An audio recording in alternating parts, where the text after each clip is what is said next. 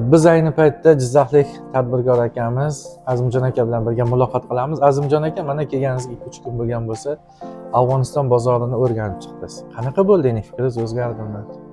Boshida kelishdan oldin ozgina qo'rquv bo'lgan edi. Kelishimdan oldin bu yerga keldim, bir 2 kun bozorni o'rganib, keyin o'zimizni mahsulotni olib kelishga qaror qildik. Bizlarni narxlar bemalol Afg'onistondagi bozorga kirib bemalol sotolsa bo'ladi. Farqi bor ekanmi? Farqi bor. Bular Xitoydan olib keladi. Xitoydan olib kelayotgan narxi bizning O'zbekistondagi berayotgan narximiz ancha farq qiladi.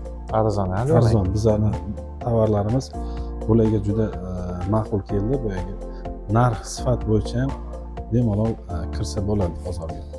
Siz tomonidan taqdim etilgan mahsulotlarga ichki bozorida Afg'oniston talab yuqori ekanmi endi shuni? Ko'p afg'on tadbirkorlar kelishdi, ko'rishdi mahsulotni, ancha qiziqish bildirib, даже o'sha ochilish paytida bitta hamkorim topdik. O'sha ishlamoqchisiz endi bilan. O'zbekistondan mahsulot yetkazib beramiz ularga. Ular o'zligi optim hammaga tarqatishar ekan. Demak, Afg'oniston bozori bilan ishlasa bo'ladi, nima deysiz? Bemalol qo'rqmasdan kelib, o'rganib bozorda o'zini mahsulotini olib kirsa bo'ladi. Hech qanaqa qo'rquv bo'lmasa, qo'ygan tadbirkorlarga ham kirib ishlasa bo'ladi deb tavsiya qilaman. Savdo markaziga fikringiz, munosabatingiz tashkilotchilarga katta rahmat. Mana shunaqa joylarni ochib berishdi. Hamma shart-sharoitlarni qilib berishdi. Yukimizgacha даже olib kelib o'zlari joylashtirib, chiroyli qilib taxlab berishdi. Bizdan faqat turib sotish qoldi bo'ldi.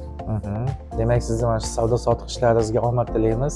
Rahmat. Xudo xolisa bir yaxshi natijalar bilan qaytasiz degan umiddamiz. Bizni kuzatishda davom eting va boshqa tadbirkorlarni ham aynan mana shu savdo markaziga kelib, o'z mahsulotlarini sotib, bunga mijozlar topib, yangi hamkorlik aloqalarini o'rnatishga mustahkam zamin yaratadilar deb ishonamiz. Sog' bo'ling. Rahmat sizlarga.